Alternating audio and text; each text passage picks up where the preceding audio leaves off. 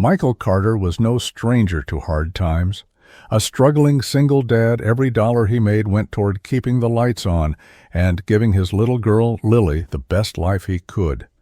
But when he stopped to help a frail woman on the side of the road, shivering, pale and clearly unwell, he had no idea that this simple act of kindness would change his life forever.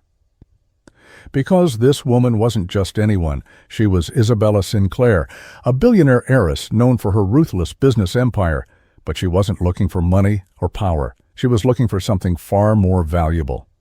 And Michael might just be the man she's been searching for all along. Stick around, because this is a story of love, resilience, and how a single moment of kindness can lead to a future no one saw coming.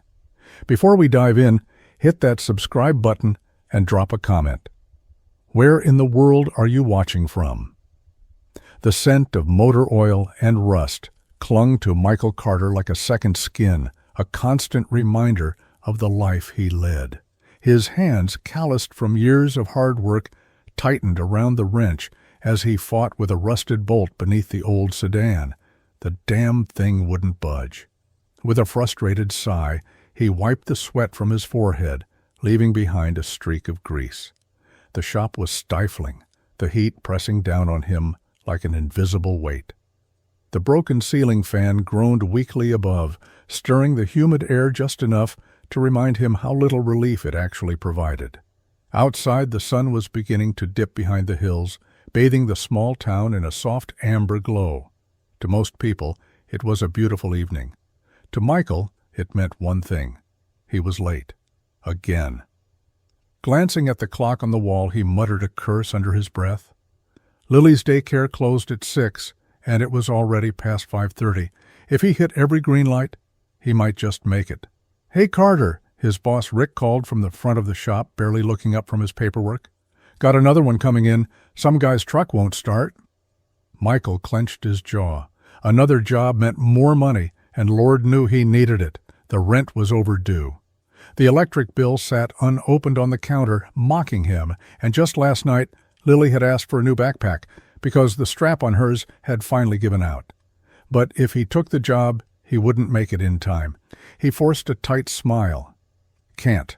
Gotta get my kid." Rick grunted, shaking his head.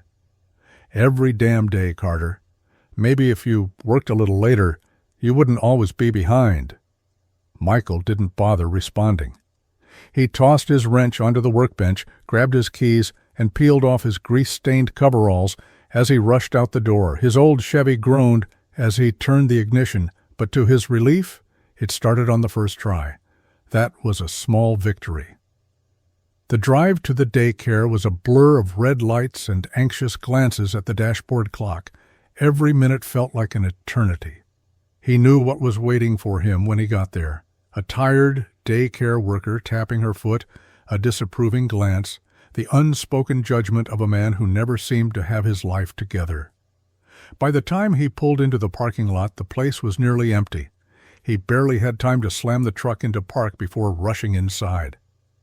Lily was sitting at the small play table near the front desk, swinging her legs as she colored in a crumpled piece of paper. The second she saw him, her face lit up. "Daddy!" The relief in her voice made his chest tighten. Mrs. Gardner, the elderly woman who ran the daycare, gave him a look that landed somewhere between sympathy and quiet disappointment. "You're late again, Michael." "I know," he said, out of breath. "I'm sorry," she sighed, shaking her head. "You're lucky Lily's a patient one. Some kids get upset when their parents don't show up on time." Michael crouched in front of Lily, brushing a stray curl behind her ear. "You okay, Peanut?" She nodded enthusiastically. "Mrs. Gardner let me color while I waited. Look, I drew us."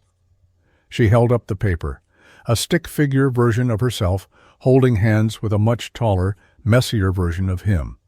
Beside them was a house, drawn in bright red crayon, with the sun beaming overhead. Something about it made his throat tighten. "You did a great job, sweetheart," he said, forcing a smile. "Let's get home, yeah?" Lily nodded, hopping off the chair and slipping her tiny hand into his. He looked back at Mrs. Gardner, expecting another scolding, but she just gave him a soft, knowing look. You're trying, Michael. I see that. Just don't burn yourself out. He wished he had the luxury of slowing down, but slowing down didn't put food on the table. Slowing down didn't keep the lights on. As they stepped outside into the cooling night, Lily hummed quietly to herself, swinging their joined hands back and forth. She didn't know about the overdue bills, the exhaustion that clung to him like a shadow, the weight of never feeling like he was enough. To her, he was just daddy.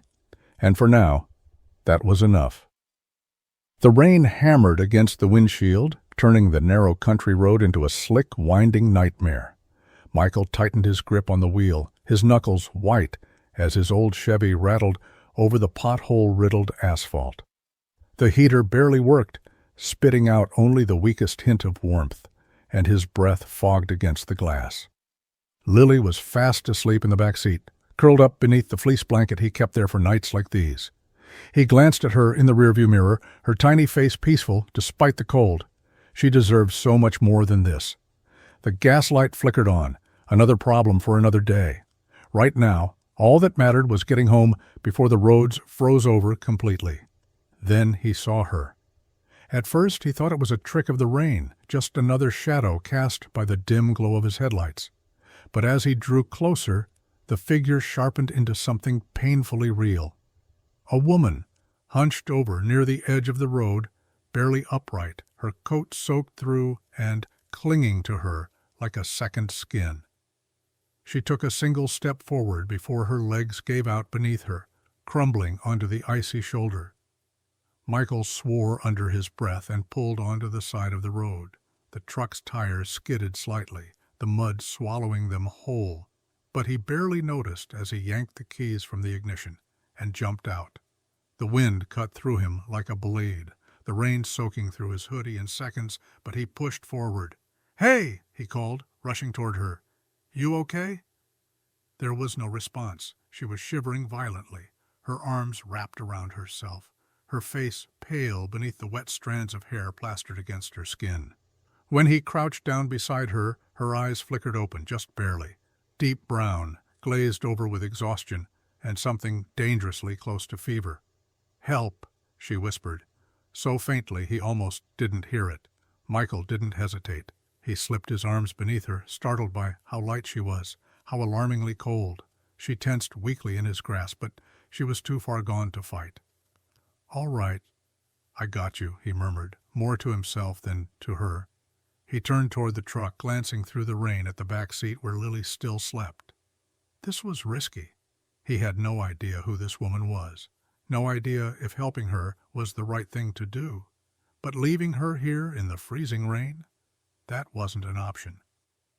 The moment he settled her into the passenger seat, she slumped against the window, her breath coming in short, shallow bursts. Michael shut the door, jogged back around to the driver's side, and threw the truck into drive. As the rain blurred the road ahead, he stole another glance at her. She didn't look like she belonged out here. Her coat, though drenched, was expensive. Her nails were manicured, her shoes the kind that weren't meant for walking long distances. So why the hell was she stranded on an empty road in the middle of a storm?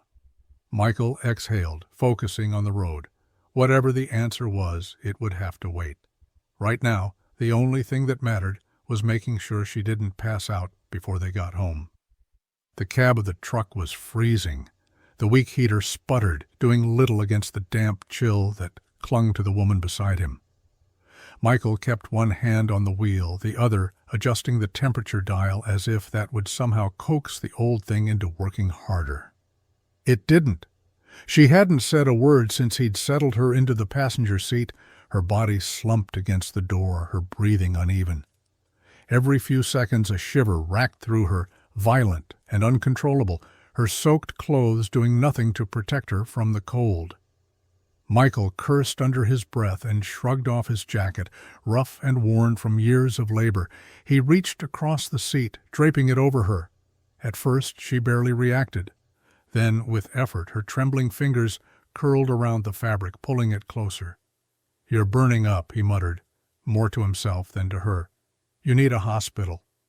At that her head jerked slightly. It wasn't much, but the sheer force of her refusal was clear. No. The word came out hoarse, barely audible, but there was a desperation behind it that made Michael pause. He frowned, glancing at her as he slowed at a stop sign. You're running a fever. You can barely sit upright. What the hell do you mean? No! She swallowed, her throat working painfully. Please, no hospital. Michael exhaled sharply, gripping the wheel. He didn't know what kind of trouble she was in, but she was too weak to argue, too sick to be making decisions for herself, and yet there was something in her voice, some deep-rooted fear that made him hesitate. All right, he muttered. No hospital. She slumped back against the seat, as if those two words were enough to ease whatever panic had been rising in her chest. Michael gritted his teeth. This was a mistake. He didn't know her, didn't know what mess he might be getting himself into. But leaving her out there in the freezing rain hadn't been an option, and now, here she was, in his truck, shivering beneath his jacket. A stranger who had no business being on a dark, empty road, alone and sick. Michael sighed and pressed the gas. He'd take her home, just for the night. Just long enough for her to get warm, to stop shaking, to look a little less like she was going to pass out at any moment. Then she could be on her way, and whatever storm she was running from could stay far, far away from him. The front door creaked as Michael nudged it open, the warmth of the house rushing to meet them. It wasn't much.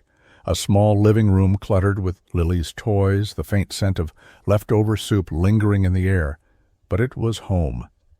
He adjusted his grip on the woman in his arms, her head lolling weakly against his shoulder. She was barely conscious now, her breath warm but shallow against his neck. Lily's voice broke the quiet. "Daddy?" Michael turned, finding his 6-year-old standing in the hallway, rubbing sleep from her eyes. Her messy curls stuck to her cheek, and the oversized pajama shirt he'd bought for her sagged at the shoulders. She blinked at him, then at the soaking wet woman in his arms. His stomach tightened. He hadn't exactly planned for an explanation. "Hey, Peanut," he said, shifting the weight of the woman against his chest. "It's okay. Go back to bed." Lily's eyes, wide and curious, locked onto the stranger. "Who's that?" Michael sighed, moving toward the couch. Someone who needed help. Lily padded forward, small feet nearly silent against the old wooden floors, watching as he carefully set the woman down. The second he pulled back, she let out a small, pained sound, her fingers instinctively clutching at the fabric of his hoodie. For the briefest moment, something protective twisted in Michael's chest. He gently pried her hand away and pulled the blanket over her trembling frame. Lily climbed onto the couch's armrest, her tiny legs swinging back and forth. She tilted her head, studying the woman with the sharp, innocent curiosity only a child could have. "She's pretty," Lily murmured. Michael huffed a quiet laugh. "She's sick." Lily reached out, her fingers brushing lightly against the woman's wrist, then frowned. "She's cold." "Yeah," Michael said, rubbing a hand down his face. "I know." Lily was quiet for a long moment, just watching the woman, her brow furrowed in that thoughtful way Michael had come to recognize as trouble. Finally, she spoke. "Is she going to be okay?" Michael hesitated, glancing down at the stranger, the way her lashes fluttered against pale, fevered cheeks, the way her breath hitched in her sleep, her body curled into itself like she was used to bracing against something unseen. "I don't know, kid," he admitted. Lily shifted, chewing her lip. "She looks sad," she whispered, as if the woman could hear her even in sleep. Michael didn't have an answer for that, but when he looked at her again, really looked, he couldn't shake the feeling that Lily was right. The storm had settled into a steady drizzle by the time Michael finished making up the couch. The rain tapped softly against the windows, the house quiet, except for the occasional creak of the old wood beneath his feet. Isabella, if that was even her real name, lay motionless beneath the thick quilt he'd pulled from the linen closet. Her skin still looked pale, but her breathing had evened out, the worst of her shivering finally subsiding. Michael exhaled, running a hand over his face. He should have taken her to the hospital, no matter how much she protested. He didn't know who she was, where she came from, or why she'd been wandering in the freezing rain with nothing but an expensive coat and a fever that nearly knocked her out. But he did know one thing: she was hiding something. He didn't trust mysteries. Life had already dealt him enough uncertainty. As if sensing his thoughts, Isabella stirred, her lashes fluttering before her eyes finally opened. For a second, she just stared at the ceiling, disoriented. Then, slowly, she turned her head toward him, blinking sluggishly as if trying to place where she was. Michael folded his arms across his chest. "You awake enough to talk now?" She swallowed, wincing slightly, then nodded. "Where am I?" Her voice was still weak, but clearer than before. "My house," he answered. "You were half frozen on the side of the road. What the hell were you doing out there?" A shadow crossed her face, so fast he almost missed it. She shifted, struggling to sit up, but her body betrayed her, too weak to hold its own weight. He stepped forward instinctively, but she shook her head, forcing herself upright with trembling arms. "I just need to rest," she murmured. "I'll be gone in the morning." Michael narrowed his eyes. "That's not an answer." Isabella met his gaze then, her expression guarded. "I don't need answers, I just need time." The way she said it, firm, almost rehearsed, made his gut twist. She was used to this, used to shutting people out, used to running. Michael sighed, rubbing the back of his neck. "You got family? Someone I should call?" She hesitated just for a second. "No." A lie. He could hear it in the way her voice barely wavered. His jaw tightened. Everything about this screamed bad idea, keeping her here, getting involved. He had enough on his plate. Lily, work, barely keeping their lives together. The last thing he needed was a stranger with secrets bleeding into his already fragile world. But he also knew he wasn't the kind of man who could kick someone out in this condition. "Fine," he muttered. "Get some sleep. But in the morning, you tell me what's really going on." Isabella didn't respond. She just pulled the quilt tighter around herself, as if shielding whatever truth she carried. Michael watched her for a moment longer, then shook his head and turned off the light. Something told him he'd regret this. The night dragged on, thick with silence and the low hum of the rain against the windows. Michael sat at the edge of the couch, elbows resting on his knees, eyes locked on the woman shivering beneath the quilt. Isabella's face was pale, her skin damp with sweat, despite the cool air in the room. Every few minutes her breath hitched, her body trembling from fever. He ran a hand down his face, exhaustion pressing against his bones. He should be in bed, getting at least a few hours of rest before another grueling day at the shop. But every time he tried to look away, to convince himself that she would be fine until morning, another weak, pained breath escaped her lips, and he was right back at her side. She looked so fragile. It didn't make sense. Someone with her kind of clothes, her kind of presence. She wasn't the type of person who ended up helpless on a back road in the middle of a storm. And yet, here she was, alone, sick, vulnerable. Michael sighed, standing up and heading toward the kitchen. He rummaged through the cabinets, searching for something, anything, that might help. Half a bottle of aspirin, some tea bags shoved in the back of a drawer, the last of the honey Lily liked to mix into her oatmeal. It wasn't much, but it would have to do. By the time he returned to the couch, Isabella was stirring, her face twisted in discomfort. Her eyes fluttered open barely, her lashes damp with fever. "You still with me?" Michael muttered, kneeling beside her. She blinked sluggishly, her gaze unfocused. "Where?" "You're still here," he said, keeping his voice low. "You've got a hell of a fever?" Isabella swallowed, her throat working painfully. She shifted like she wanted to sit up, but he caught her shoulder before she could. "Hey, don't! You need to stay down." She let out a shaky breath, and for the first time since he'd found her, her walls cracked just enough for something raw to slip through. Fear, helplessness, the kind of exhaustion that ran deeper than just being sick. Michael grabbed the damp cloth he'd left on the coffee table and pressed it gently to her forehead. She flinched at first, then exhaled, her body melting back into the couch as if the smallest bit of relief had drained the fight out of her. "I don't Her voice barely carried, weak and broken. "I don't want to be a problem." Michael huffed a quiet laugh, shaking his head. Too late for that. A ghost of something almost like amusement flickered in her fevered eyes before exhaustion pulled her back under. Michael leaned back against the couch, rubbing his temples. He should have ignored that damn rainstorm, should have kept driving.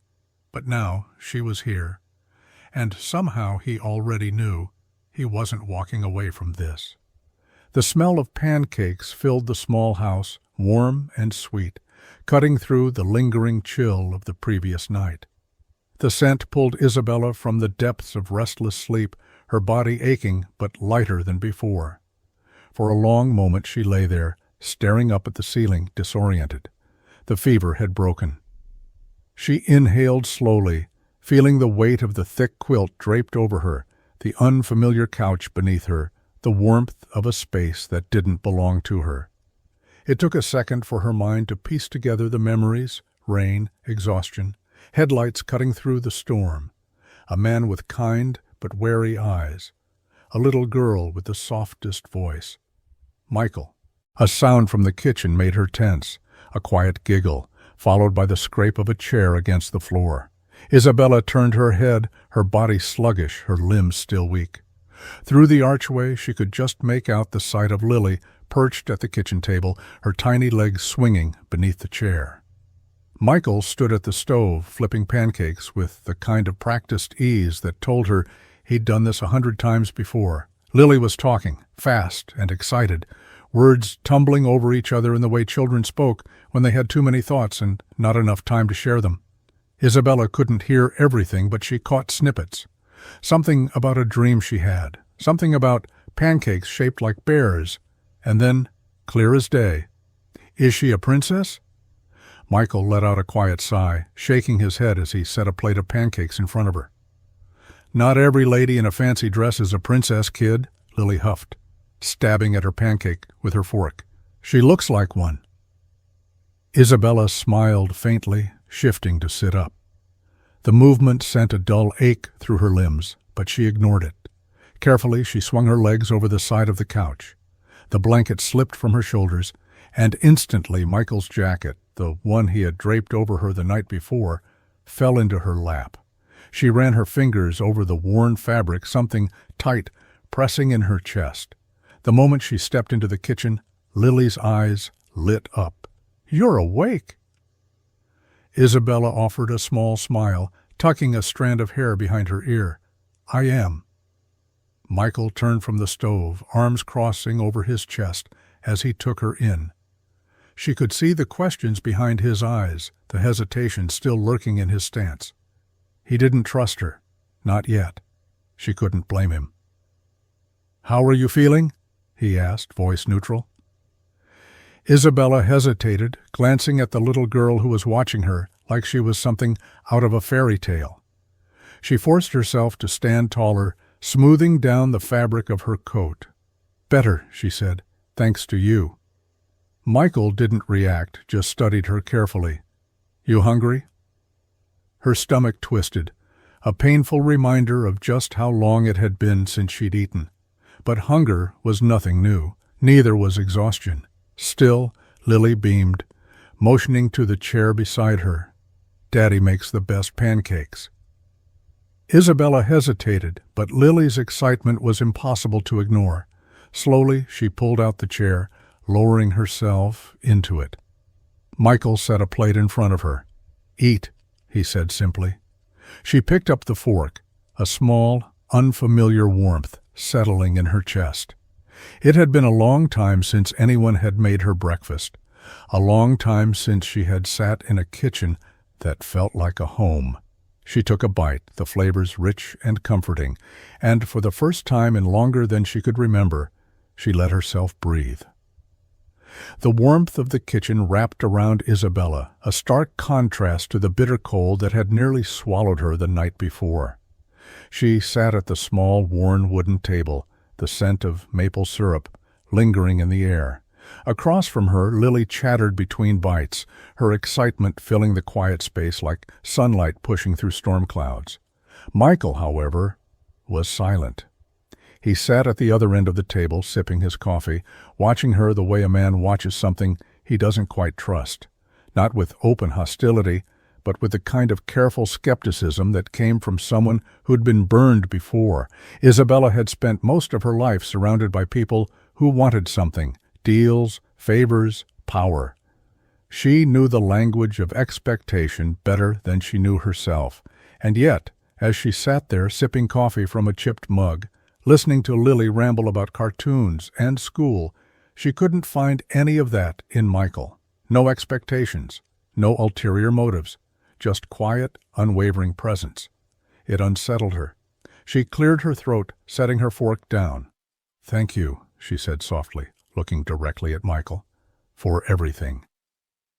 Michael shrugged, not looking at her. "Wasn't going to leave you in the cold." It was such a simple thing, but the weight of it landed heavy in her chest. She exhaled, reaching into the pocket of her coat. The moment her fingers brushed the smooth surface of her credit card, some of that unease settled. This was what she knew. She pulled it out, setting it on the table. "At least let me pay you for the trouble." Michael's jaw tightened. His eyes flickered to the card, then back to her. "No." It wasn't hesitation. It wasn't polite refusal. It was firm, immediate, absolute. Isabella straightened slightly. "I can afford it." "I don't care," Michael said, his voice steady. "I didn't help you for money." She stared at him, trying to process that. It was absurd, really. In her world, everything had a price. Nothing came without strings. Lily watched them both, swinging her legs beneath the chair. "Daddy doesn't take money from people," she announced, as if it was a well-known fact of life. Michael sighed, rubbing the back of his neck. "Eat your pancakes, kid." Isabella hesitated, her fingers curling slightly against the table's rough surface. She should push. She should insist. But something about the way Michael was looking at her, steady, unflinching, unmoved, made her stop. She slid the card back into her pocket. She didn't understand this man. But for the first time in a long, long time, she wanted to. Michael didn't trust mysteries, and the woman sitting at his kitchen table was nothing but one. She held her coffee with both hands, fingers wrapped around the chipped ceramic like it was the only thing keeping her upright. She was still pale, exhaustion still clinging to her like an unwanted shadow. But there was something else beneath the surface, something she was trying to keep hidden. Michael had spent his life around people who had to work for everything they had. The kind who drove the same truck for 20 years because they couldn't afford a new one. The kind who counted every dollar at the grocery store. The kind who fixed things instead of replacing them.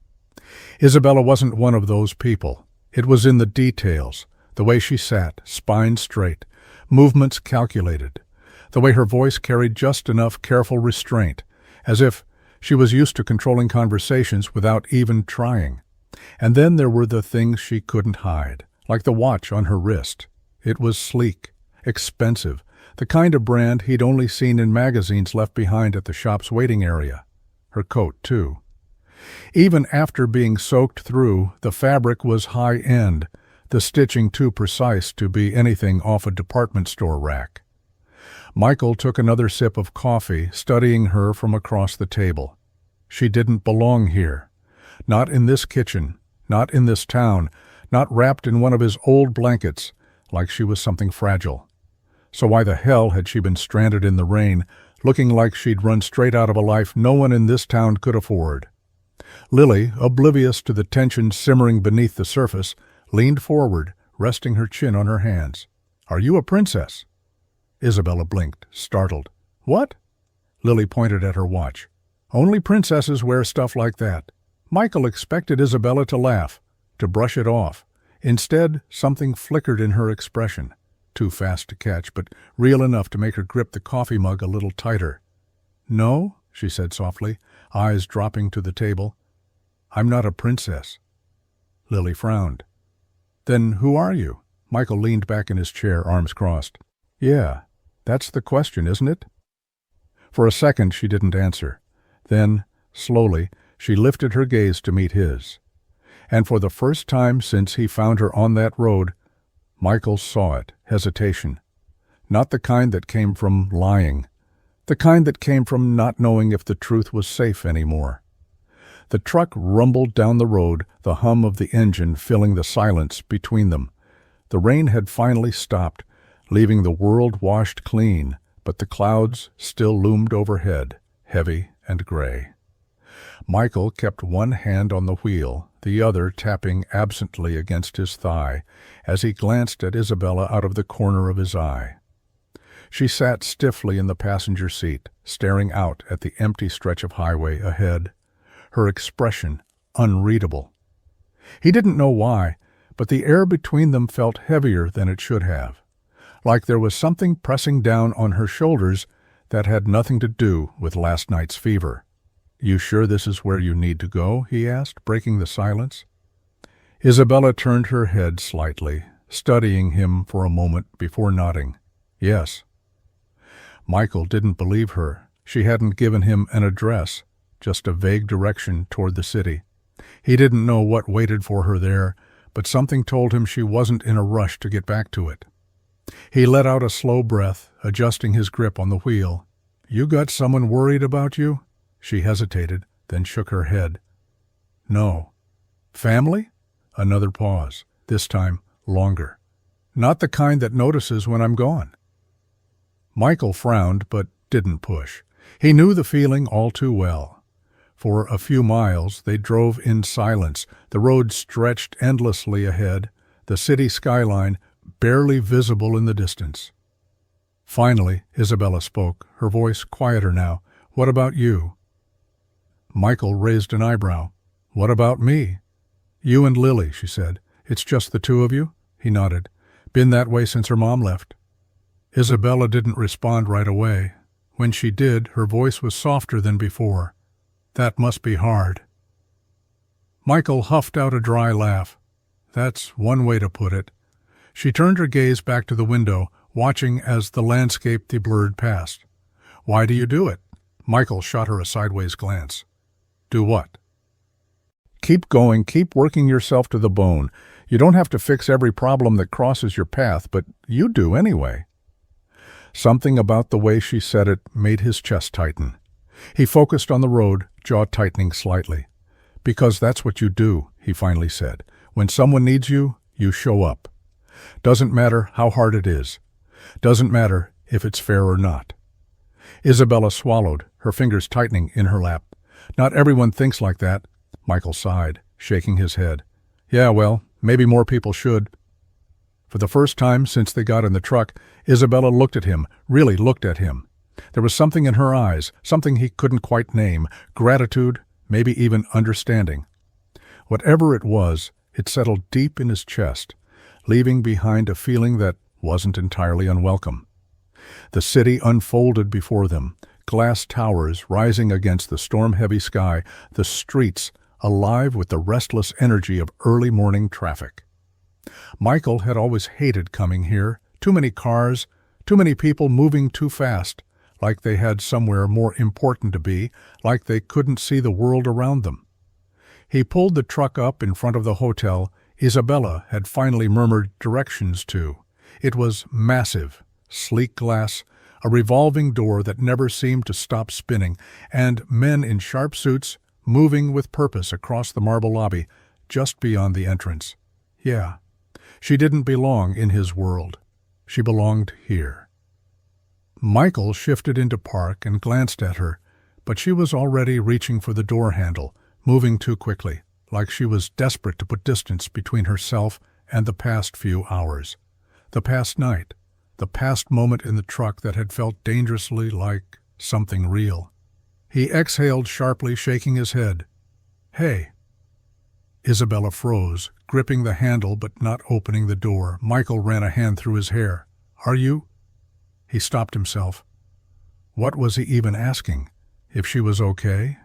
If she needed anything else? If this, whatever the hell this was, meant something, she wouldn't answer, and he already knew it. Before he could say anything else, a voice cut through the street noise. "Miss Sinclair?"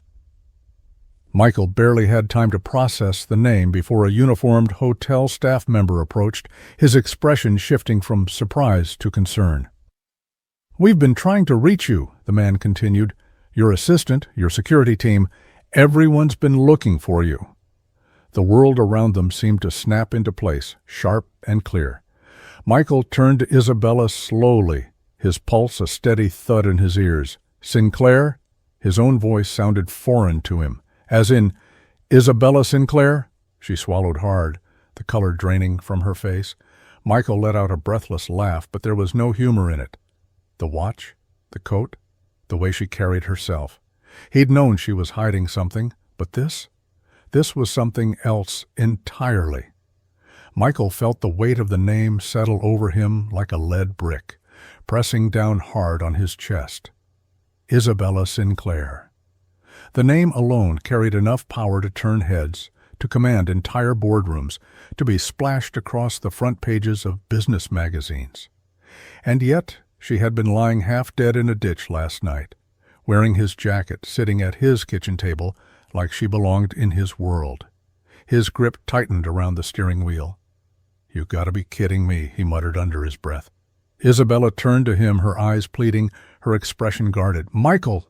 No!" He let out a sharp laugh, shaking his head. "No, you don't get to say my name like that. Not now. Not after—" He cut himself off, jaw clenching. He didn't even know what he was about to say. After what? After she sat in his truck, like a lost soul searching for something she couldn't name? After she let his daughter believe she was some kind of storybook mystery instead of a billionaire who could have bought their entire town without blinking? The staff member hovered a few steps away, clearly unsure if he should stay or go. Michael didn't care. So what was it, huh? His voice was quieter now, but it was edged with something raw, something bitter. Some kind of experiment? See how the other half lives? A game? Isabella flinched. It wasn't like that. Michael scoffed, shoving a hand through his hair. Then, what the hell was it? She opened her mouth, but no words came out. And that was the answer, wasn't it? Michael exhaled sharply, shaking his head. "You know what? I don't care. You don't owe me an explanation, and I don't need one." He reached across her, pulling the door handle, pushing it open. "Go back to your world, Sinclair." For a split second she didn't move, and for a split second he hated the way something in her eyes looked like regret. Then she stepped out, and just like that, whatever had been between them was gone. Michael stood at the back of the garage, his hands covered in grease, the familiar scent of motor oil and worn-out tools surrounding him like a comfort. The day had been long, and the work had been slow, but it was what he knew, what he had always known. The sound of tires rolling over gravel outside made him glance up. He didn't need to look to know who it was.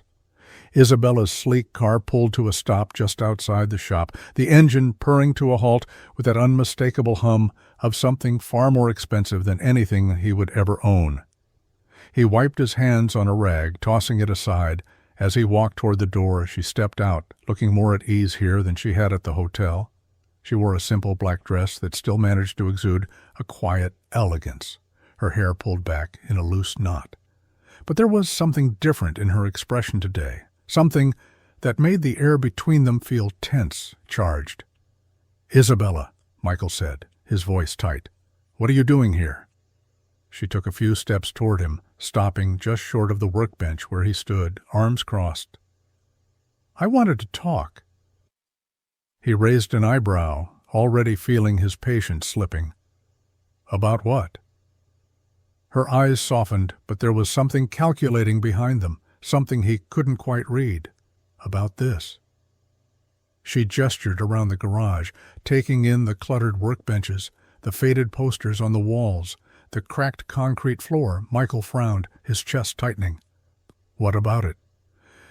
She hesitated for a moment, as if searching for the right words. "This place, Michael, it's falling apart. You're barely getting by." The words hit harder than she realized. He didn't need anyone to point out the obvious. The bills stacked up on his kitchen counter, the hours he worked just to keep his daughter fed, the shop that used to be full of life, now just another place that was slowly dying. "I'm fine," he said, his voice gruff. "I don't need charity." Isabella's gaze flickered briefly with something that looked like sympathy, but she pressed on. "I'm not offering charity. I'm offering a way out. I can help you fix this. Fix your shop. You don't have to keep struggling." Michael's jaw clenched. "I didn't ask for your help." She stepped closer, her voice soft but firm. "I'm not offering it to make you feel weak. I'm offering it because I believe in what you're doing here. You're good at this, Michael. You just need a chance to show it to the right people." He shook his head, anger flaring inside him. "I don't need a handout from you or anyone else. I built this on my own. I'll keep it that way." Isabella's expression tightened, but she didn't give up. "Your pride is the only thing standing in your way. You're barely getting by. What's the harm in accepting help?" Michael stepped back, his eyes burning with frustration.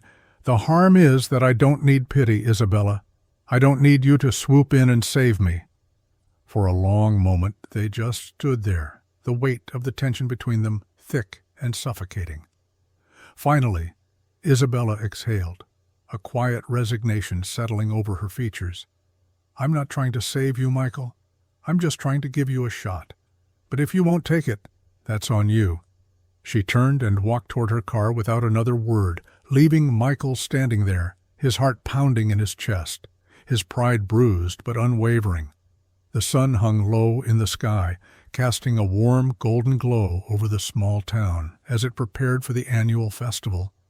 Michael had always hated the hustle of the event, the crowded streets, the noise, the clamor of 1,000 voices all vying for attention.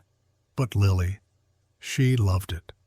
Every year she counted down the days, her excitement growing with each passing minute. "Daddy, can we go to the festival now?"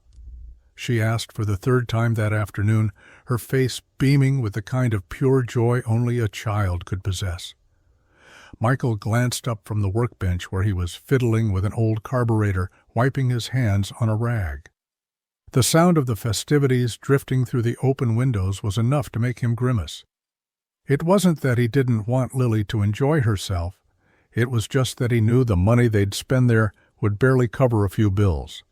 But seeing her face, seeing the excitement and hope in her wide eyes, made it hard to say no. "All right, kiddo. We'll go," he muttered, standing up and stretching the tension from his back. "But only for a little while, okay? We still have work to do." Lily's eyes lit up, and she ran over to the door, tugging on his sleeve with more enthusiasm than he could ever muster. "Can I invite Miss Isabella?" Michael froze, his stomach sinking. He hadn't expected Isabella to still be around. She had come and gone so quickly, just like everything else about her. But something about the way she carried herself lingered in his mind.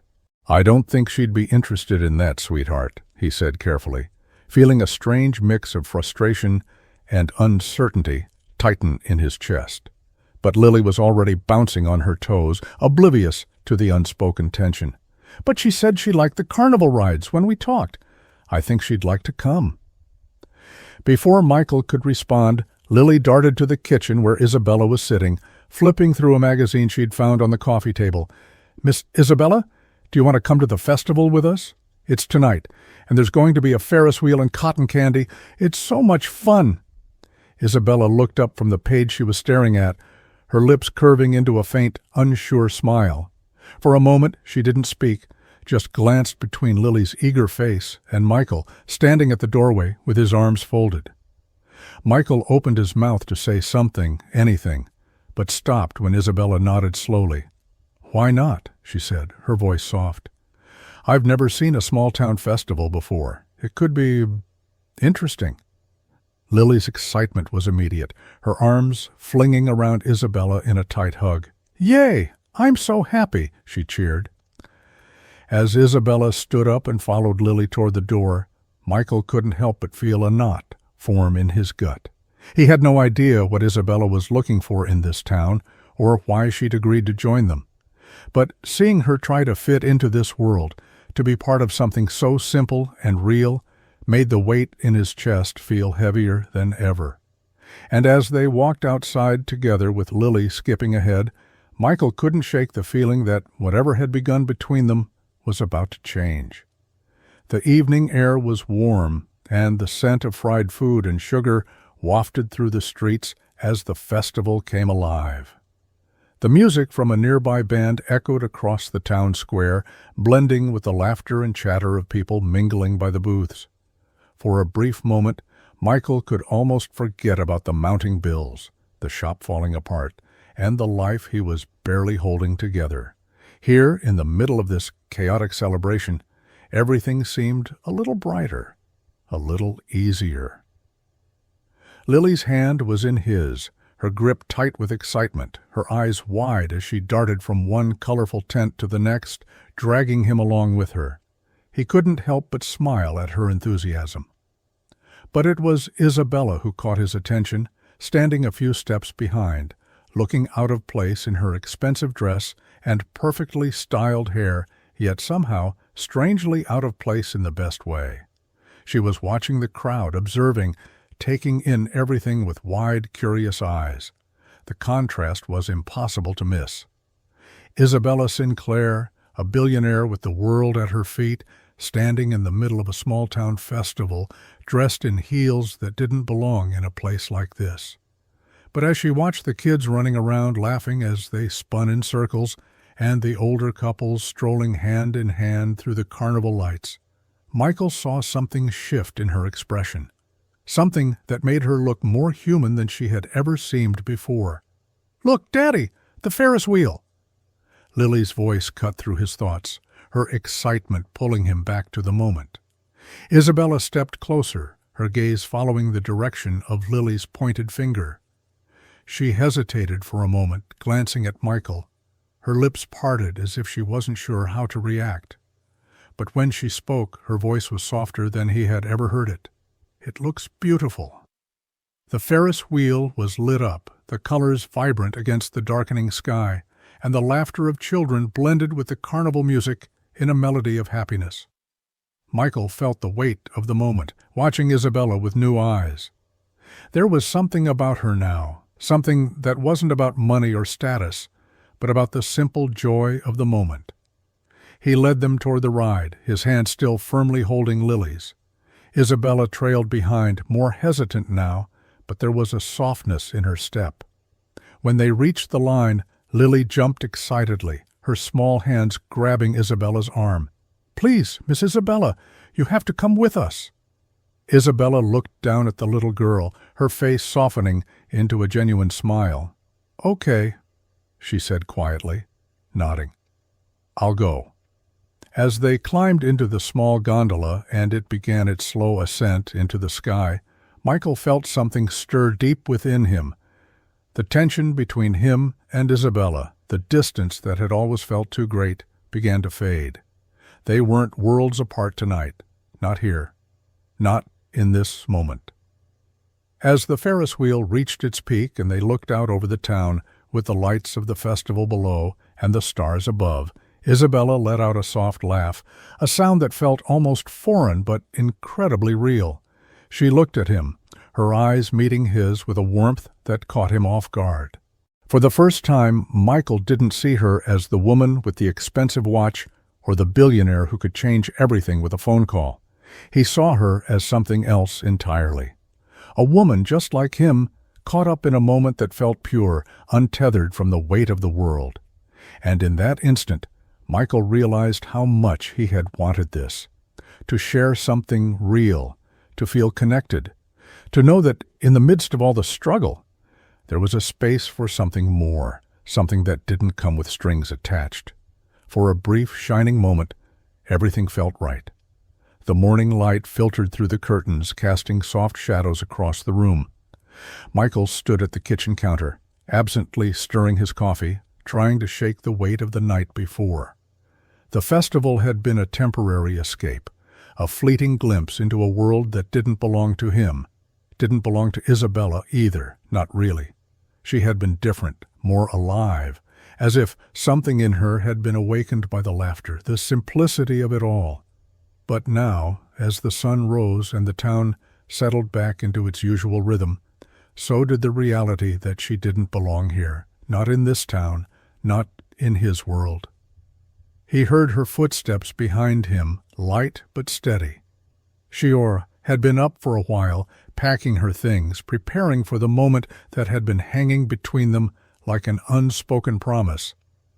"I'll be going soon," Isabella said, her voice quiet, almost hesitant, as if she wasn't sure if he was even listening. Michael's grip tightened on his mug, the warmth of it offering little comfort. He turned slightly, his eyes meeting hers. "I figured."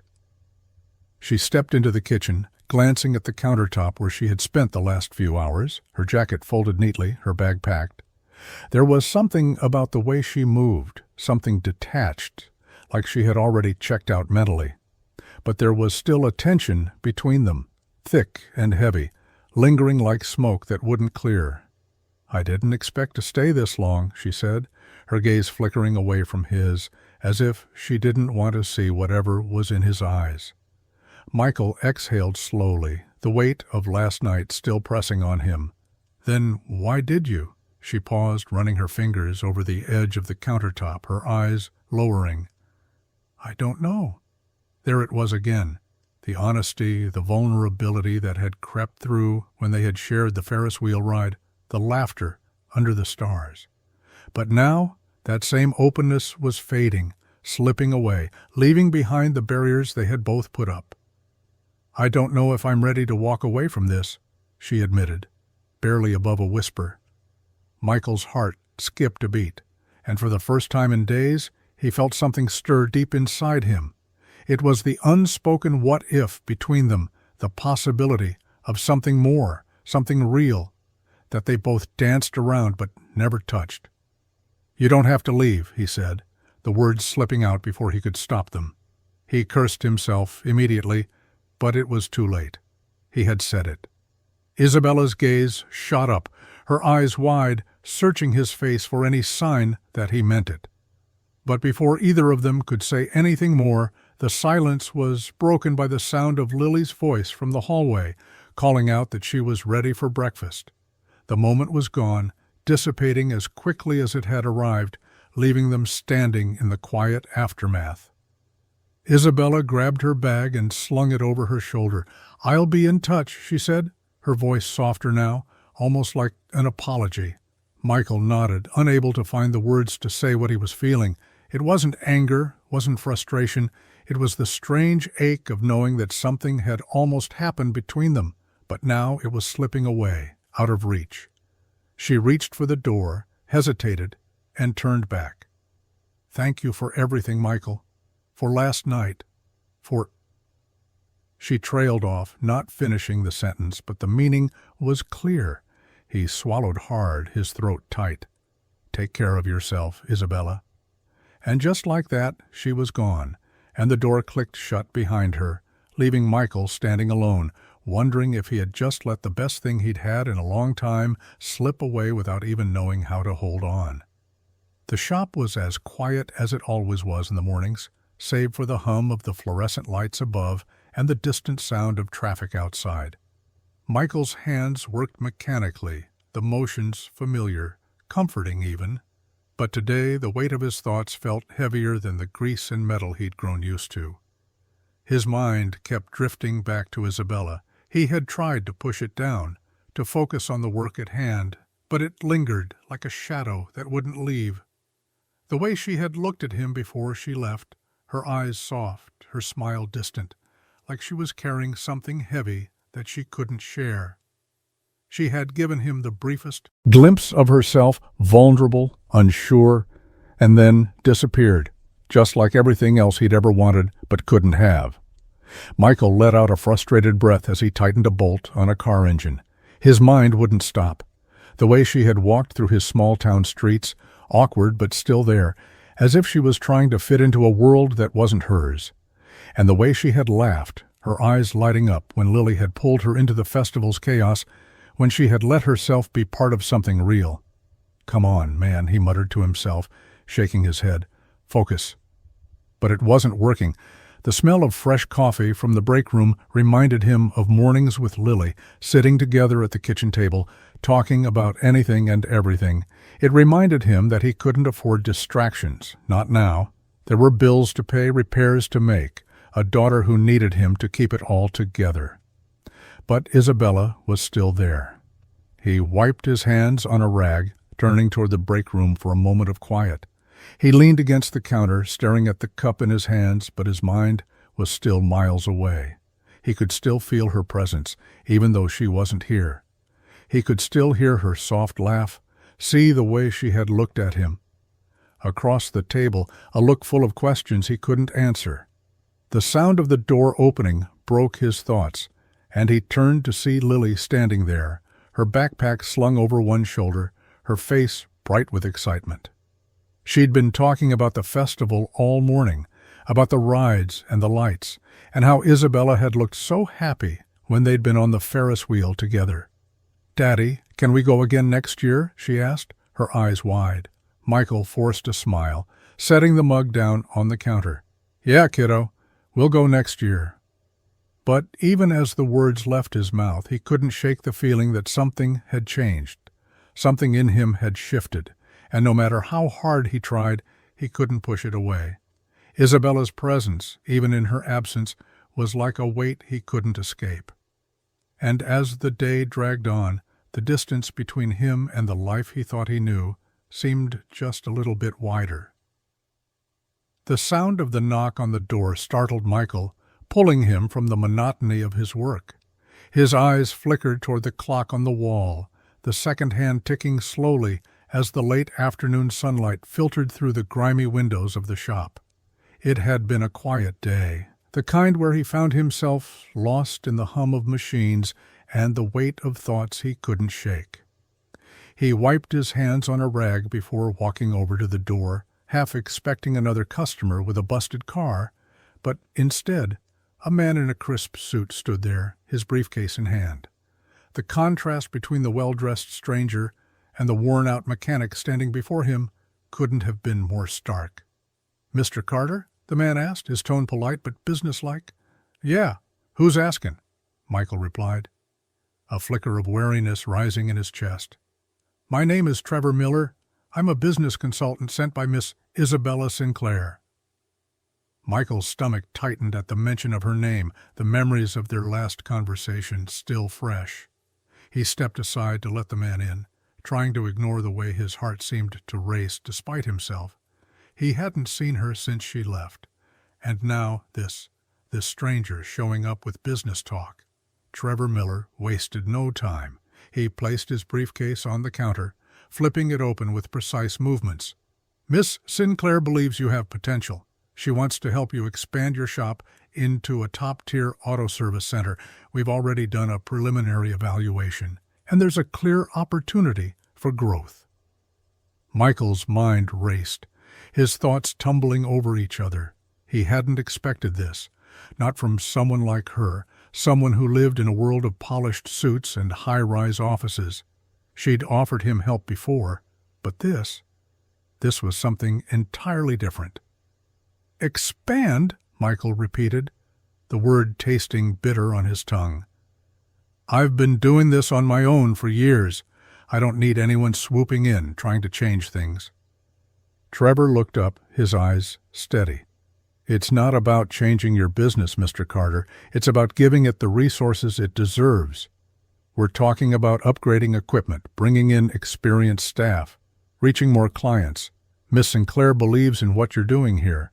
She thinks you could run one of the best auto centers in the area." Michael's throat went dry. He wasn't sure if he was more shocked by the offer itself or by the fact that someone, especially someone like Isabella, believed in him. He ran his hand through his hair, trying to clear his head. "You don't understand," Michael said, his voice low. "This place, it's all I've got. My shop, my daughter, this life. It's been hard enough as it is. I've fought for every damn thing I've got. I don't know what kind of deal you're talking about, but I don't want to owe anyone anything, not like that." Trevor studied him for a moment, then nodded. "I understand, Mr. Carter. But you're not alone in this. You'll have full control. This is about giving you the chance to grow without sacrificing what's important." Michael stood there, his mind in turmoil. He was tired of struggling, tired of barely scraping by. The idea of having more, of seeing something he'd worked so hard for finally thrive, was tempting. But the thought of accepting help, especially from someone like Isabella, who had never really understood his world, felt like a betrayal of everything he'd built. "I'll think about it," he said, his voice distant, though his mind was already racing with possibilities. Trevor smiled, closing his briefcase. "Take your time. Miss Sinclair expects a response soon." As the man walked out, Michael stood there, his heart pounding. The offer was too big to ignore, and yet something in him, something deep and raw, told him that accepting it might change everything, and he wasn't sure if he was ready for that. The morning was still cold, the fog hanging thick over the streets as Michael opened the shop for another day. His hands were already stiff from the cold, but he pushed through, already focused on the list of repairs that needed to be done. He didn't mind the work. It was familiar, comfortable. But today something felt different, a shift in the air he couldn't shake. It wasn't until later, when he was elbow-deep in an engine, that he heard the first whisper, "Hey, Carter, got a minute?" Michael turned to see Tom, his rival mechanic, standing by the door, his arms crossed. Tom was younger, cockier, and he'd never been shy about making his feelings known. Michael didn't like the look on his face. "What's up?" Michael asked, wiping his hands on a rag. Tom's smirk was almost predatory. "I heard some interesting news." He stepped closer, his voice dropping to a conspiratorial tone. "Heard you're getting a little too big for your britches. Heard you're selling out." Michael frowned, confused. "What the hell are you talking about?" Tom leaned in, lowering his voice. "You know, that little deal you're cooking up with Sinclair? I hear she's got big plans for your shop, plans that don't involve you working the same garage you've been stuck in for years." Michael's gut tightened. He could feel his blood pressure rising, his pulse quickening. "That's none of your business," he snapped, trying to push the rising frustration down. But Tom wasn't done. "You really think people won't notice? A guy like you, working out of this dump, suddenly getting all this fancy equipment, hiring some high-priced crew to run your shop? You think they won't see right through you?" Michael's hands gripped the workbench, the wrench in his hand digging into the metal as his thoughts raced. The words Tom was saying weren't just insults. They were a challenge, an accusation. And for the first time, Michael found himself questioning everything. The shop had been his life, his pride, his battle. Every day spent fixing cars, getting his hands dirty, scraping by. It wasn't glamorous, but it was his. And now, here was Tom, a man who'd never worked as hard as Michael, trying to tear that down with nothing but rumors and petty jealousy. "Don't listen to me," Tom continued, his grin widening. "But when people start talking, you're going to wish you had." Michael stood there frozen, the weight of the words settling in, like stones in his chest. He hadn't considered what it would look like if he took the deal with Isabella, if he allowed her to turn his small-town shop into something more. He hadn't considered what it would mean for the people who had always known him as the mechanic who never sold out. Tom left the shop, but the damage was already done. The doubts gnawed at him. Would the community see him as a sellout? Was he really willing to risk everything he'd worked for, everything that made him who he was, for the chance to expand? He slammed the hood of the car shut, his mind racing. The decision, once so clear, suddenly felt impossible.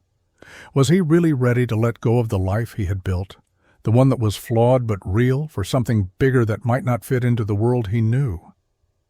The noise of the shop faded as Michael's thoughts spiraled, the certainty he'd felt earlier slipping away. The man in the mirror was no longer so sure of who he was or what he wanted. Michael was elbow-deep in oil when the sound of the shop door creaking open reached his ears. He barely looked up, assuming it was another customer, or maybe one of the regulars dropping by to chat. The shop was slow today, and his mind was still tangled in the mess of decisions and accusations that had been haunting him all week. But then he heard it, her voice. "Michael?" His heart lurched before he could even stop it.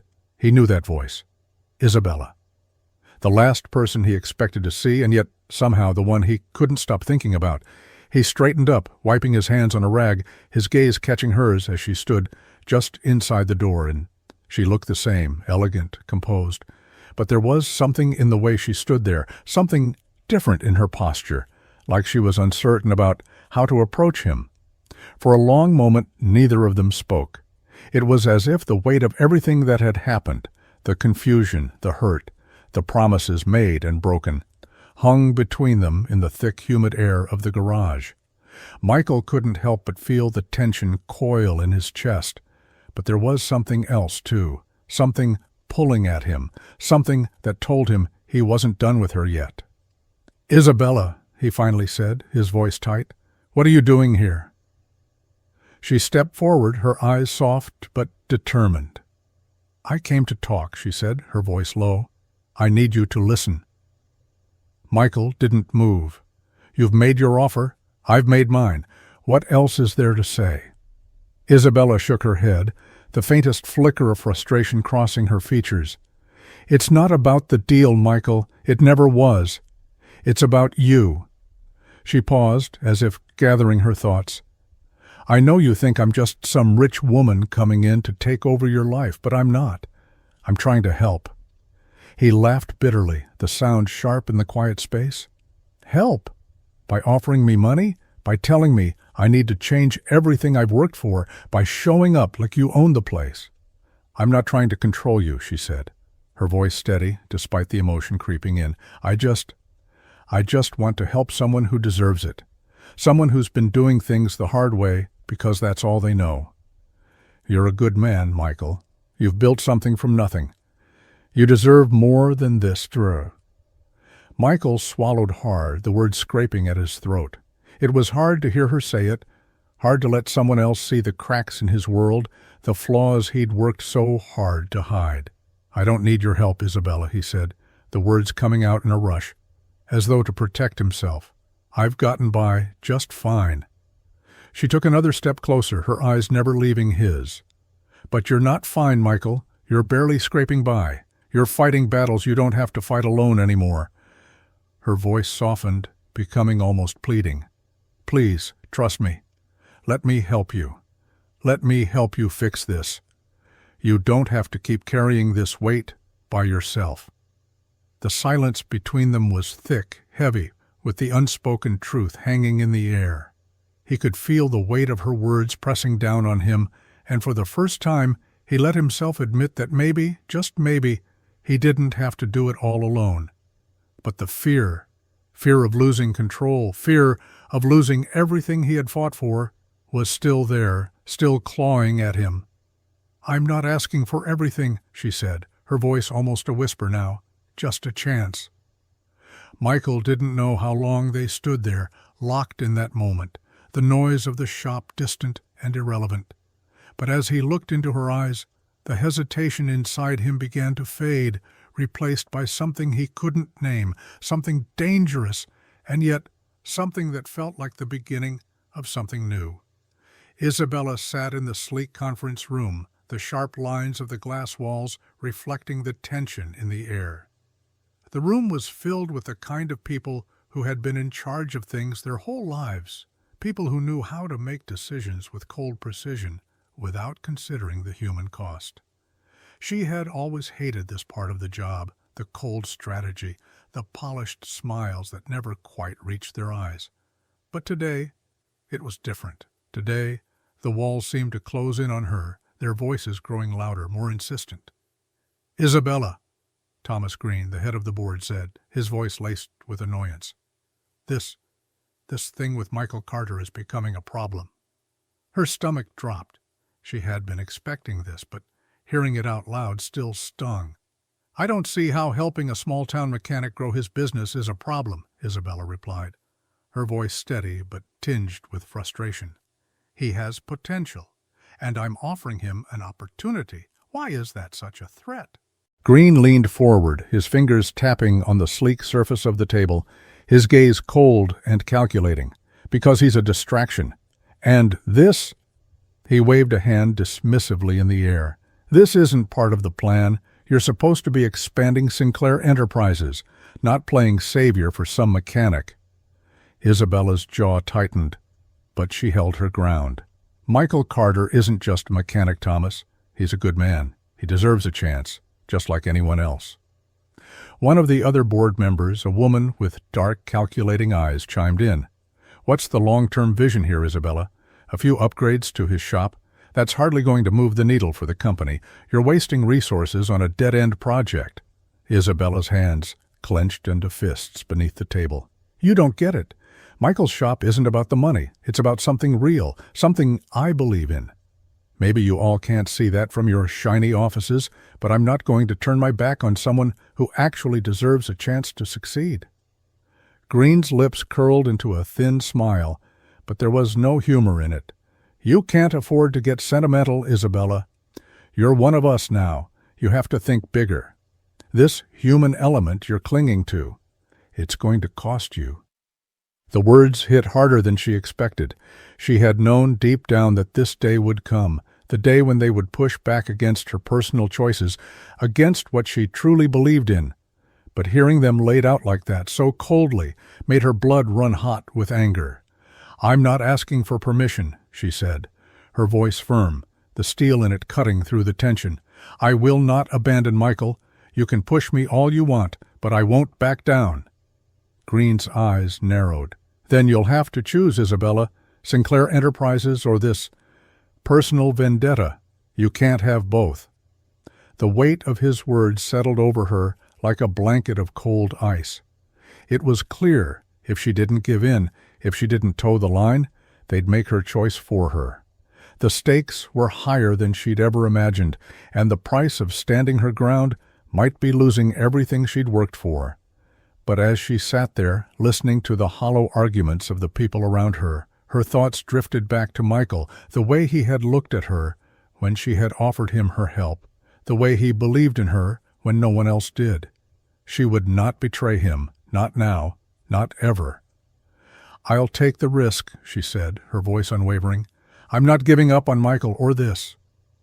And for the first time, Isabella realized she was ready to fight, not just for her career, but for something far more important, herself. Michael stood just outside the office door, his hand resting on the handle, the sound of muffled voices drifting through the cracked gap. He hadn't meant to eavesdrop, but when he'd heard Isabella's name, his heart had skipped a beat, the familiar knot tightening in his stomach. He wasn't sure what he expected to hear, but certainly not this. "She's not going to risk it all for some mechanic, is she?" The voice of a man, one of Isabella's colleagues maybe, drifted through. "I mean, Carter's not even a real business. It's a small-town garage." The tone was dismissive, condescending. "She can't be serious about this." Michael's breath caught in his throat. He shouldn't be listening. He should have walked away, but he couldn't move. His body was frozen, his mind racing as the conversation continued. "I think she likes the idea of saving him. It's sentimental," the woman's voice chimed in, dripping with irony. "But she has a company to run, and he's not exactly a smart investment. You know how she is. Too much heart, not enough head. I'm just saying if she doesn't drop him, she's going to regret it." "I can't believe she's even considering keeping him in the picture," the man responded. "Isabella doesn't belong in that world. And Michael Carter, he's a distraction, plain and simple. She'll either let him go, or she'll lose everything she's worked for." Every word hit Michael like a punch. His fists clenched at his sides, and his breath came out in short, sharp gasps. So this was it. This was the truth. Isabella was only playing at this, wasn't she? She was only trying to help him because it made her feel better, not because she actually believed in him. To her, he was just a charity case, a distraction from her big, important world. The door creaked behind him, and he snapped back to reality, his heart pounding as he quickly wiped his hands on his jeans, trying to shake the anger, the hurt that had already taken root. Isabella stepped out of the office, her eyes meeting his immediately. She seemed startled for a second, but her expression quickly shifted to one of guilt, regret even. "Michael," she started, but her voice faltered as she took a step toward him. "I can explain." "No," Michael cut her off, his voice low but sharp, the words coming out before he could stop them. He couldn't hear her right now, couldn't listen to more of her excuses. His chest ached too much. "I don't want to hear it," she frowned, taking another step toward him. Michael, please. He shook his head, the bitterness creeping up his throat. You were never serious about this, were you? His voice broke, the anger and hurt bleeding into the words. You just wanted to fix something, someone, and I was just your latest project, right? Just some little mechanic to make you feel good about yourself. No, that's not. She reached out for him, but he stepped back, and the space between them widening. You don't get it, Isabella, he said, his voice shaking now, the rawness seeping through. I thought you saw something in me, something worth fighting for, but I'm not some damn charity case, and I'm not some lesson you can teach. I'm not your project. You've never had to work for anything in your life. The words spilled out faster now, the frustration and disbelief taking over. So go back to your perfect life, your perfect world. It's what you really want, isn't it? Isabella's eyes were wide, her mouth opening and closing, as if searching for words that could fix what had been said. But Michael couldn't stay. He couldn't listen to her anymore. He turned, walking away before the pain in his chest completely shattered him. The shop was silent, the sound of Michael's tools clinking against the workbench the only noise in the heavy air. He sat on a stool, his hands limp at his sides, the weight of everything pressing down on him. It had been days since he'd walked away from Isabella, but the sting of that moment hadn't faded. Every time he thought about her, about the look on her face when he'd turned his back on her, something twisted painfully in his chest. She was right. He'd let his pride destroy the one thing that could have been good. Dad? Michael turned sharply at the sound of Lily's voice, her small figure standing at the doorway of the shop, her face peeking around the corner. Her backpack was slung over one shoulder, but her eyes were filled with concern, her brow furrowed in the way it always was when she could tell something was wrong. Hey, sweetie, what are you doing here? He tried to force a smile, but it came out more strained than he intended. Lily walked into the room slowly, her small footsteps tentative. I was worried about you. She paused, her eyes scanning his face, then stepped closer, her tiny hands reaching for his. You look sad. Michael's throat tightened. He swallowed hard, pushing away the lump of emotion that had been building inside him since the moment he'd left Isabella behind. He couldn't let her see him like this, couldn't let her know how much he was hurting. She was just a little girl, too young to understand. I'm just tired, kiddo, he said, his voice rough. Nothing to worry about. Lily frowned, her eyes narrowing as she looked at him with more wisdom than a child should have. She stood there for a moment, then let go of his hand, walking around to stand in front of him. You always tell me that kindness is never a mistake, that if we're kind to people, even when it's hard, it's always worth it. Michael felt the air in his lungs freeze.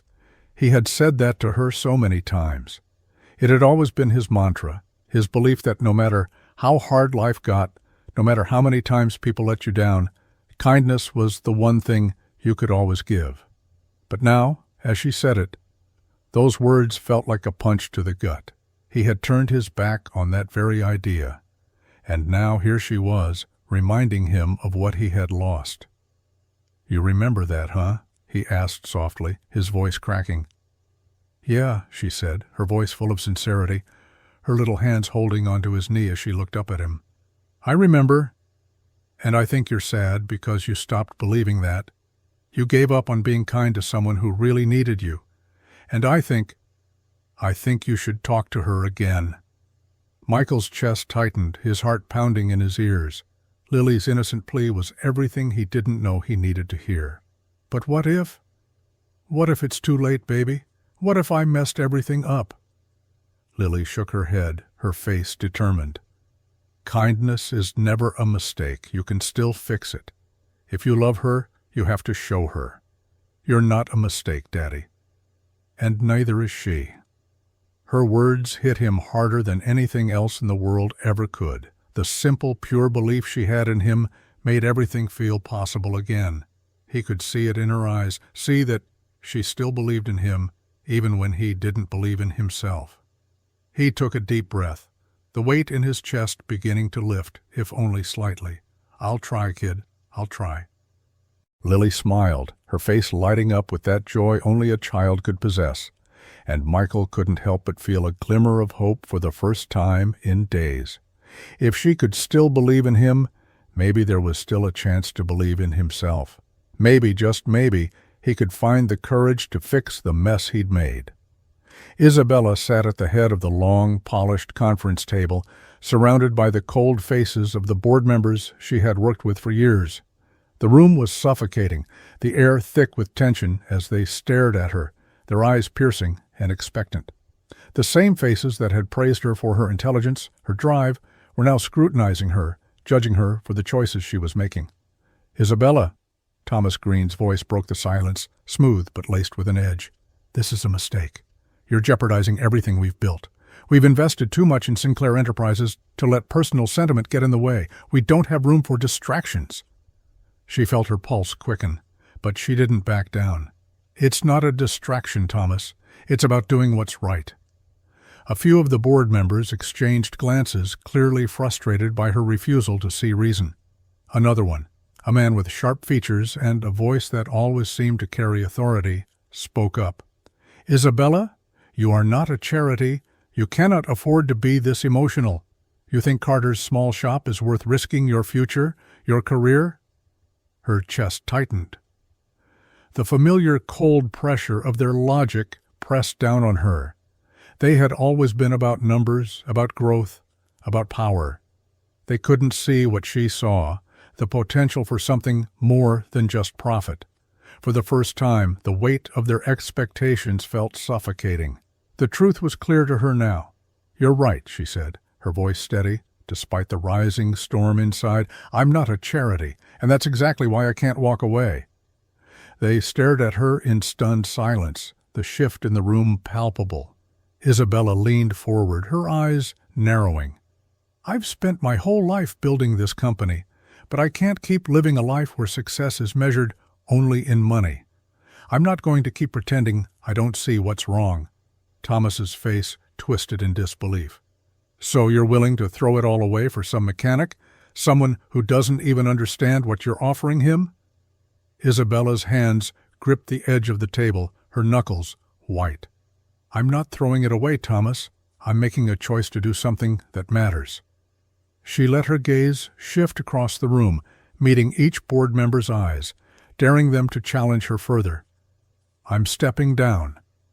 The words hung in the air, the weight of them far heavier than she'd anticipated. Stepping away from the company, from everything she'd ever known, was a choice that had been impossible to imagine just days ago. But now, as she looked at their faces, their incredulous stares, she knew she couldn't keep going like this. The room erupted in a mixture of gasps and mutters, but Isabella didn't flinch. This was her decision, and she was ready to face the consequences. "I'm done," she said, her voice low but firm. "I'm stepping away from Sinclair Enterprises. For the first time in my life, I'm going to do what's right, not what's easy." The board members stared at her, their faces a mixture of shock and anger. But Isabella didn't care. She had made her choice. She was done being someone she wasn't. And now, for the first time in her life, she was free. Free to follow her heart. Free to make the choice she had put off for too long. She stood up slowly, her legs steady despite the uncertainty swirling inside her. She could feel the weight of everything she was walking away from, but the future she was stepping into felt more real, more hers, than anything she had built behind the glass walls of her office. Without a backward glance, she walked out of the room, leaving the world she had known behind, stepping towards something that, for once, felt right. The sun was beginning to set, casting a soft orange glow over the small garage as Michael wiped his hands on a rag, the scent of motor oil and sweat heavy in the air. He hadn't been able to shake the feeling that something was missing, something he hadn't even realized he needed until it wasn't there. It wasn't just Isabella's absence that gnawed at him. It was the quiet echo of everything he had let slip through his fingers. As he reached for another tool, a soft sound cut through the air, followed by the screech of tires on gravel. Michael's head snapped up. His heart skipped a beat when he saw her, a sleek black car rolling to a stop just outside the garage. Isabella. She stepped out of the car, her presence just as striking as it had always been, but this time there was no boardroom suit, no polished look. Her hair was pulled back into a simple ponytail, her face free of makeup, and she wore a plain denim jacket over a white shirt. She didn't look like the woman who had walked away from everything for a life of luxury. She looked human, vulnerable, real. Michael's throat tightened as she walked toward him, her eyes locked on his.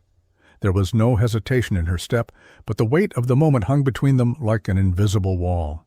"You came back," he said, Betty, his voice low, the words tasting like something he had been trying to say for days but hadn't been able to.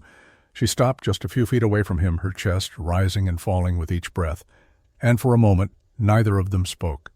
The silence was thick with everything unspoken, the hurt, the confusion, the tension. But then Isabella's voice cut through it, softer than he expected. "I wasn't being honest with you, Michael." Her gaze softened, her eyes searching his as though she was looking for something. "I told you I had to leave. I told myself that it was for the best, that I had to do what was expected, but it wasn't true. None of it was true." Michael's heart hammered in his chest, the knot tightening in his throat. "Then why?" he asked, his voice breaking. "Why didn't you tell me? Why didn't you fight for us?" Isabella took a deep breath, her eyes brimming with emotion. "Because I was scared," she whispered. "Scared of what it would mean, scared of losing myself in the mess of it all. But then I realized this. What we have, it's the only thing that matters. You, Lily, you're the only thing that matters to me." The words hit Michael like a wave, crashing over him with the force of everything he had been holding back. He stepped forward, his hands trembling as he reached for her, not sure if he was even allowed to. But Isabella closed the distance between them, her hand reaching up to rest against his cheek, her touch warm and gentle. "I don't care about the business, the money, any of it," she said, her voice barely a whisper. "All I care about is you, about making this work, about being with you, building something real. I don't need anything else." His chest ached as he stared at her, the confusion, the anger, the doubt melting away as he saw the sincerity in her eyes. There was no pretending here, no barriers, just the woman he had fallen for, vulnerable, raw, and more real than she had ever been before. "I'm sorry," he said, his voice cracking as he closed the space between them, pulling her into his arms. "I was scared too. I didn't know what to do." Isabella wrapped her arms around him tightly, her breath shaky as she held on to him, her forehead resting against his. "It's okay. We'll figure it out together." For the first time in a long time, Michael felt the weight of his world shift. In this moment, with Isabella in his arms, he wasn't just a mechanic struggling to make ends meet. He was someone who had found love in the most unexpected place, and for the first time in his life, he felt like he wasn't alone anymore. The shop felt colder than usual, despite the warmth of the late afternoon sun creeping through the windows. Michael stood near the workbench, his hands gripping a wrench he barely noticed. His mind was a whirlwind, thoughts racing, heart pounding in his chest. Isabella was there, standing a few feet away, her presence filling the space between them, but still he couldn't bring himself to move, to reach out to her. He could feel the weight of her gaze on him, steady and unflinching, but there was something else in her eyes, something he hadn't noticed before, something raw. The walls she'd built around herself had come down, and in that moment he saw her for what she was. Not a businesswoman, not a billionaire with everything she could ever want, but a woman who was afraid. "Michael," she said, her voice shaky yet determined, "you don't have to do this alone." He shook his head, trying to push the storm of doubts away. "I don't know what you want from me, Isabella. I don't know what this is anymore. I can't just forget everything I've worked for." Her breath caught in her throat, her hands clenched at her sides. She stepped closer, her eyes pleading, but the fear behind them was undeniable. "I'm not asking you to forget anything. I'm asking you to trust me. Trust us. This, whatever this is. I need you to see that I'm serious. This isn't just some fling. This isn't a game to me." The words hit him harder than he expected. His throat tightened, and for the briefest moment his eyes blurred. He couldn't shake the feeling that he was standing on the edge of something he couldn't control. His entire life had been about fighting, about keeping control, making sure he wasn't at the mercy of anyone or anything. But with Isabella, everything had changed, and the truth was staring him in the face. Isabella took a deep breath, her hands trembling as she stepped closer to him. "Michael, I'm terrified of losing you. I've never been so sure of anything in my life. And now I'm standing here wondering if you'll walk away, and I can't." Her voice cracked, and for the first time Michael saw the vulnerability she had kept hidden for so long. She was afraid of losing him, of letting go of everything she'd worked for, just like he was. But her fear wasn't about money or status. It was about him, about them. Michael's heart twisted painfully as he looked into her eyes. There it was. No more games, no more pretending. This was real. She was real. She wasn't just offering him help, she was offering him a chance at something he had never dared to dream of. "Isabella!" His voice faltered, but he couldn't take his eyes off her. The fear that had gripped him loosened, just enough for him to take a breath, to step forward. "I'm scared too, scared of everything falling apart." "I know," she whispered, reaching out to touch his hand, her fingers brushing against his. "But I can't do this without you. I don't want to. Please, let me show you I'm serious." The words were quiet, but they held more weight than anything he had ever heard. He looked down at their hands, then back up into her eyes. She was standing there, waiting for him to decide, to finally make the choice that would change everything. For the first time in years, Michael realized something. He didn't have to fight this alone, and maybe, just maybe, this was worth fighting for. Without thinking, he took a step closer, closing the distance between them, and for the first time, he allowed himself to believe that maybe they could make it work. "Okay," he whispered, the word barely escaping his lips. "Okay, let's try." Isabella's breath caught in her chest, and the relief on her face was instant. She reached up to touch his cheek, her smile breaking through the walls they had both built around themselves. And in that moment, as the fear faded away, he knew this was the beginning of something new, something real. And maybe, just maybe, it would be worth the risk. The world felt quiet, as though everything around them had faded into the background.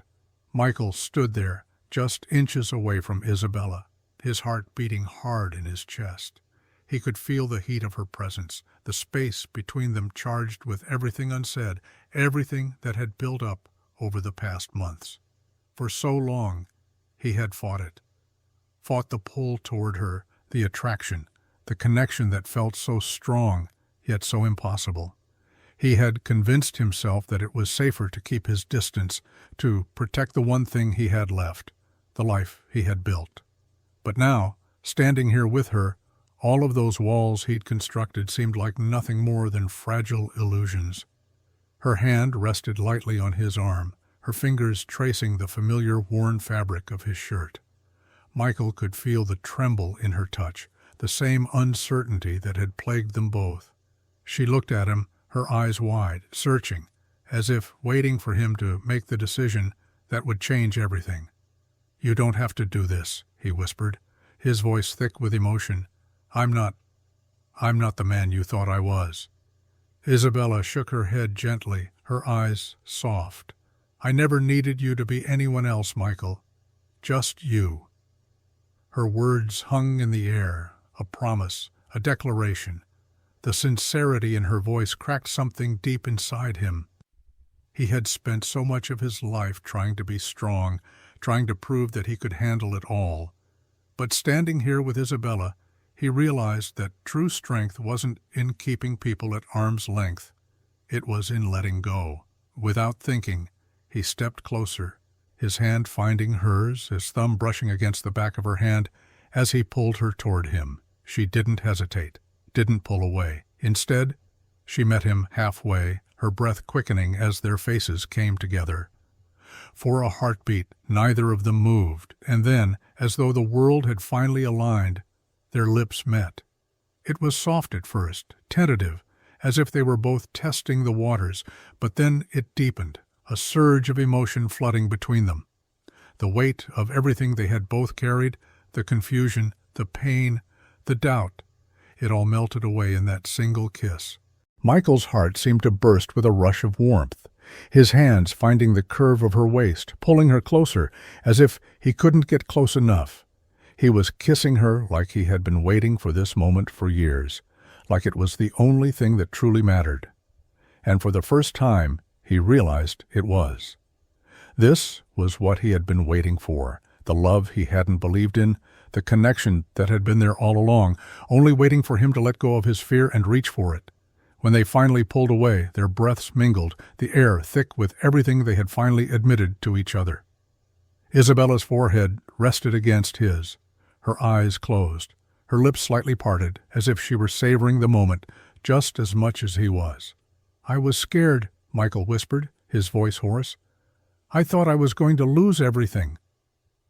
She opened her eyes, looking into his with a softness that made his heart ache. "You didn't lose anything, Michael. You gained everything."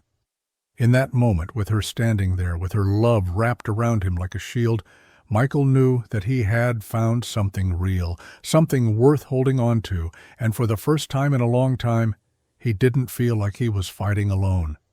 He wasn't alone anymore. The day the papers were signed felt surreal, like the final, crucial piece of a puzzle had clicked into place. Michael sat in his small office in the garage, staring at the documents in front of him, the ink on the page, the numbers, the agreements. None of it seemed real. He had worked his whole life to get to this point, to make something of himself, but now he was staring at something far more significant than a business deal. Across from him, Isabella sat with her hands folded neatly in front of her, her eyes soft but determined. She wasn't wearing the sharp suit she had been known for, the one that made her look every inch the businesswoman who ran an empire. Today she was just Isabella, the woman who had walked into his life, the woman who had seen something in him no one else had. "Are you sure about this?" Michael asked, his voice low, still processing the gravity of it all. "This is a lot." Isabella smiled, her lips curling up in a way that made something in his chest tighten. "I'm sure," she said, her voice steady. But there was something more in it now, something deeper than business. "This isn't about money, Michael. This is about building something real, something that matters. And I want to do that with you." He blinked, the words settling over him, sinking deep into the spaces he'd kept locked for so long. The woman sitting across from him wasn't offering help as a billionaire. She wasn't offering some kind of rescue. She was offering partnership.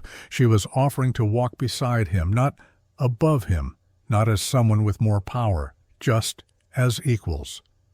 And for the first time in his life, Michael realized that he wasn't alone in this.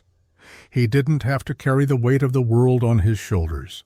"We'll make this work," he said, more to himself than to her, his hands finally reaching for the pen. He signed his name, the weight of the commitment settling in. Isabella reached over, her fingers brushing against his as she signed beside him. When she looked up, her eyes were filled with something Michael had never seen before, something genuine, something that told him this wasn't just business. "We already are," she replied quietly, her voice thick with emotion. They sat there for a moment, not speaking, just letting the reality of it all sink in. The small-town garage that had once been his entire world now had the potential to be something more, something bigger. And it wasn't just a dream anymore. It was real, built on trust, love, and the understanding that they were no longer two separate worlds. The months that followed were a blur of changes, renovations, new hires, a steady stream of customers. The shop grew, as did their relationship. They worked together, side by side, and every day Michael realized more and more that this wasn't just about business. It was about them, about building something together. Lily, too, was a part of it. She helped when she could, learning from both of them in her own quiet way. The bond between the three of them grew stronger with every passing day, until the garage felt less like a place to work and more like a home. A place filled with laughter, with shared dreams, and with the kind of love that only grew stronger when given room to breathe. And at night, when Michael looked at Isabella, when he held her hand or kissed her goodnight, he realized that the dream wasn't the shop or the business. It was this. It was the life they had built together, from nothing, from their hearts, from the willingness to risk everything for a future they both believed in. They moved forward, not as two separate worlds, but as one. And in that moment, in that life they had created, Michael knew that no matter what came next, they were ready for it, together.